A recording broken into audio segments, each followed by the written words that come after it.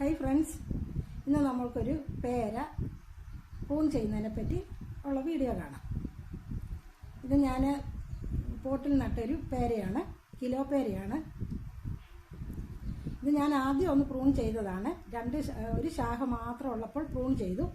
അതിനുശേഷം വന്ന 2 ശാഖകളാണിത്. നമ്മൾ ആ പ്രൂൺ ചെയ്ത ഭാഗത്തുനിന്ന് ധാരാളം ശാഖകൾ വരും. അങ്ങനെ ബ്രാഞ്ചസ് വന്ന് ചെടി ബുഷിയാകണമെങ്കിൽ നമ്മളിങ്ങനെ പ്രൂൺ ചെയ്ത് കൊടുക്കണം.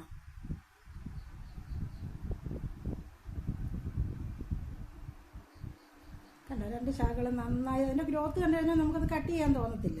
പക്ഷെ അത് കട്ട് ചെയ്ത് കളഞ്ഞെങ്കിൽ മാത്രമേ അടുത്ത ശാഖകൾ നന്നായി രീതിയിൽ വരികയും അതിൽ പൂക്കളും ഫലങ്ങളും ഉണ്ടാകത്തുള്ളൂ. അതുകൊണ്ട് നമ്മളങ്ങനെ ഒരു ദാക്ഷിണ്യം വിചാരിക്കേണ്ട. അയ്യോ ചെടി നന്നായി നിൽക്കുന്നല്ലോ, കഷ്ടമല്ലയോ എന്നൊന്നും വിചാരിക്കേണ്ട. അത് നമുക്കൊരു വിഷമം അന്നേരം ഒരു വിഷമം തോന്നും. പക്ഷെ ചെടി നന്നായി വരുമ്പോൾ നമുക്ക് സന്തോഷം ഉണ്ടാകും. അത് കഴിഞ്ഞ് നമ്മൾ ഈ ചെടിയുടെ ചുവടുണ്ടല്ലോ, ഈ മണ്ണ് കട്ടിയായി കിടക്കുമായിരിക്കും. അത് ഉറച്ച മണ്ണാണെങ്കിൽ എയർ സർക്കുലേഷൻ ഉണ്ടാകത്തില്ല. അതുകൊണ്ട് നമ്മളത് അതിൻ്റെ ചുവട് നന്നായി ഇളക്കി കൊടുക്കണം. എപ്പോഴും വായുസഞ്ചാരം വേണം. ചെടികളുടെ ചുവട്ടിൽ എപ്പോഴും വായുസഞ്ചാരം വേണം. ഇത് ഞാനൊരു കുപ്പി കമ്പോസ്റ്റാണ് ഇതിൻ്റെ ചുവട്ടിൽ വെച്ചിരുന്നതാണ്. നമ്മുടെ ഒനിയൻ പീലും വെജിറ്റബിൾ പീലും ഒക്കെ എടുത്ത് കുപ്പിക്കകത്തിട്ട് അങ്ങനെ വെച്ചിരുന്നതാണ്. അതവിടെ തന്നെ ഇരിക്കട്ടെ. നമ്മൾ ഇതിൻ്റെ ചുവട് എപ്പോഴും ഇളക്കി കൊടുക്കണം. മണ്ണ് ഉറയ്ക്കാൻ പാടില്ല. മണ്ണ് ഉറച്ചു കഴിഞ്ഞാൽ എയർ സർക്കുലേഷൻ ഉണ്ടാകത്തില്ല. അപ്പോൾ പിന്നെ വേരും ഓടത്തില്ല. റൂട്ട് സർക്കുലേഷൻ കറക്റ്റ് ആണെന്നുണ്ടെങ്കിൽ ആദ്യം എയർ സർക്കുലേഷനാണ് വേണ്ടത്. നമ്മൾ അതിനു വേണ്ടിയാണ് ചാണകപ്പൊടി ചേർക്കുന്നത്. വായുസഞ്ചാരം ത്വരിതപ്പെടാൻ വേണ്ടിയിട്ടാണ്. എങ്കിൽ മാത്രമേ ചെടി നന്നായി വരത്തുള്ളൂ, വളരത്തുള്ളൂ.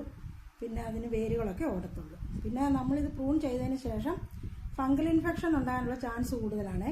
അപ്പോൾ അതുകൊണ്ട് നമ്മളൊരു ഫംഗിസൈഡ് ചെയ്ത് കൊടുക്കണം. ഞാനിവിടെ സാഫാണ് സാധാരണ ഉപയോഗിക്കുന്നത്. ഇപ്പോൾ എൻ്റെ കൈവശം ഇല്ല, സാഫ് തീർന്നു. അതുകൊണ്ട് ഞാനിപ്പം മഞ്ഞൾപ്പൊടിയാണ് തേച്ച് കൊടുക്കുന്നത്. ആ മുറിപ്പാടിലൊക്കെ മഞ്ഞൾപ്പൊടി തേക്കുകയാണ്.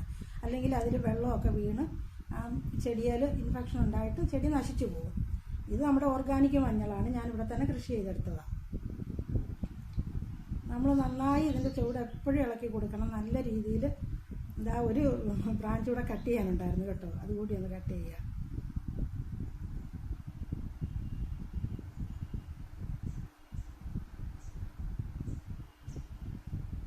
എന്നിട്ട് ഇതിൻ്റെ ചെടിയുടെ ചുവട് നന്നായി നനച്ചു കൊടുക്കുക.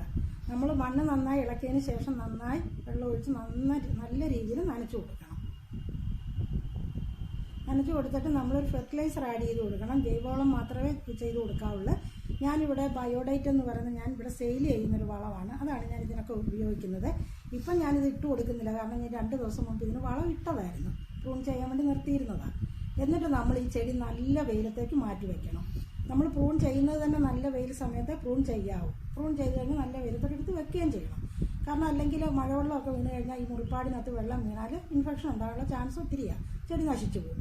ഇതും അതുപോലെ തന്നെ അർക്കാക്കിരൺ എന്ന് പറഞ്ഞൊരു പേരയാണ്. അർക്കാക്കിരൺ ഞാൻ ഇവിടെ സെയിലിന് വേണ്ടി എടുത്ത് വെച്ചതാണ്. ഇതിപ്പോൾ കവറിനകത്ത് ഇരിക്കുക. അതിൽ നിന്ന് മാറ്റി പോട്ടി മിക്സൊക്കെ ഇട്ട് നല്ല രീതിയിൽ ചട്ടിക്കകത്തോട്ടാക്കി ഈ ചെടി ഇതുപോലെ പ്രൂൺ ചെയ്ത് കൊടുക്കണം. ഇത് പ്രൂൺ ചെയ്യുന്ന സമയമായി. പ്രൂൺ ചെയ്താൽ നല്ല ശിഖരങ്ങളൊക്കെ വന്ന് ചെടി നന്നായി വന്നിട്ട് നല്ല ഫ്രൂട്ട്സുകൾ നമുക്ക് കിട്ടും. അപ്പോൾ ഇന്നത്തെ എൻ്റെ വീഡിയോ എല്ലാവർക്കും ഇഷ്ടപ്പെട്ടു എന്ന് കരുതുന്നു. എന്നെ എല്ലാവരും സപ്പോർട്ട് ചെയ്യുമല്ലോ. ഓക്കെ.